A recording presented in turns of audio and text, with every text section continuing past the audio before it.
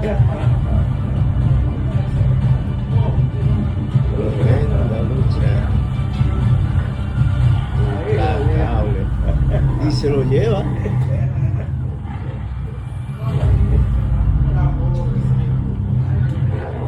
¿Qué va a matar?